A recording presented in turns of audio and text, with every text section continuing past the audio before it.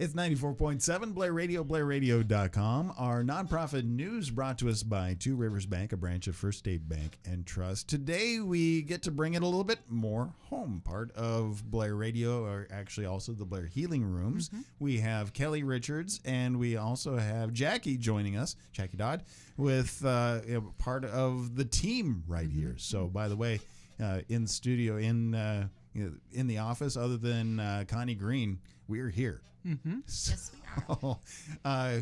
are. Well, thank you for taking a little time to talk to us on air and through social media today. First, I want to kind of get back into reintroducing kind of what the Blair Healing Rooms are. First, let's introduce you guys in case people don't know who you are, which they do. So start off, Kelly Richards, tell us a little bit about yourself.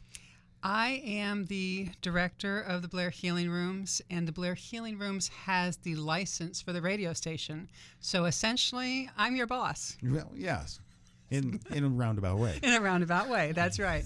But overall, I handle the back of the house. I handle Blair Healing Rooms, as you said, is the parent company, and Blair Healing Rooms is all about prayer. So we pray for people. We pray.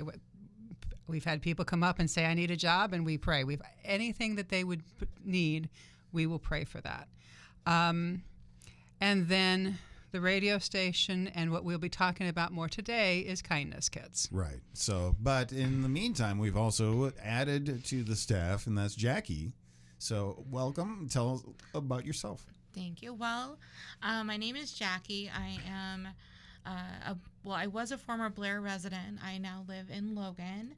I'm here basically at this point, I guess I would use the title assistant in both the Blair Radio and with the Blair Healing Rooms. Primarily, I'm going to be working a lot with the kindness kits and getting those out to the community. Okay, so we're talking a lot about kindness kits, and they're more associated. You'll see them on Blair Radio a lot. You can actually find ways to be able to give through Blair Radio, but this is something that is really a part of the heart of the healing rooms, the prayer rooms, right? Absolutely. So with a name like Blair Healing Rooms, we might have the thought that we want people healthy in mind, soul, and spirit. We found out not too long ago that there was really a need for hygiene. I had no idea that 10% of the diseases could be avoided with proper hygiene. No idea.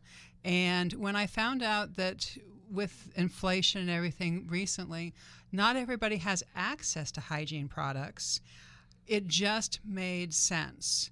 And as you know, Kelly, every year we try to do some sort of a give back program. We've done hospital heroes, and we've done things to give back to the school, especially during COVID. This year, what were we going to do? We tossed some ideas back and forth, and with that little piece of information I just shared about the 10% of a disease being eliminated with proper hygiene, we really this one stuck. And it wasn't going to be a one-time. It was going to be a continual program where Blair Healing Rooms, Blair Radio, collects the products in order to put the kits together. And then we give them to organizations that are already interfacing with the community. So organizations like the food pantry, we have some others that are coming on board. We actually had one that came on board yesterday, which I'll let Jackie tell you about a little bit later. We want to make sure that people do not have to make the choice between purchasing food, paying their rent, and being able to take a bath. Right.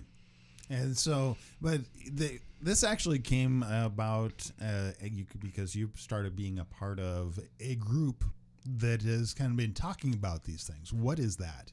So Washington County Interagency, and on the second Monday of the month, the interagency group meets, and these are groups represented from the school, represented from different nonprofits in the area, including the food pantry, And in actuality, one of the speakers was just talking about some of the challenges they were seeing, and that's where I found out that some of our young people, and it was definitely geared to young people, were struggling in certain areas. And why, when most of us take a bar of soap for granted, would I want them to continue to struggle when there's enough challenges growing up? Yeah. They're trying to find out who you are, your identity, and being able to express and be confident in who you are. They don't need the added challenge of being able to take a bath, wash their hair. Let's give them those products, and that's really where it came from. I heard the gentleman talking about it at the beginning of the meeting. By the end of the meeting, I was reaching out to other people to say, is this really, do you see this across the board? They said yes, and within 30 days it was launched, but I was already a little bit busy. Yeah. So it hasn't... It's like not like we have anything else going on. No, not at all. So we were really thrilled when Jackie approached us and said, hey, I'm kind of interested, and I think you'll see when she's speaking in the next segment that she really has a heart for this, and she will be our main contact for Kindness Kits. All right, so we're going to take a quick break, and then we will come back, talk mostly to Jackie about Kindness Kits, where they're going, and what we can do to be able to help grow that, and to be able to help one another. It's neighbor helping neighbor right here on 94.7 BlairRadio.com.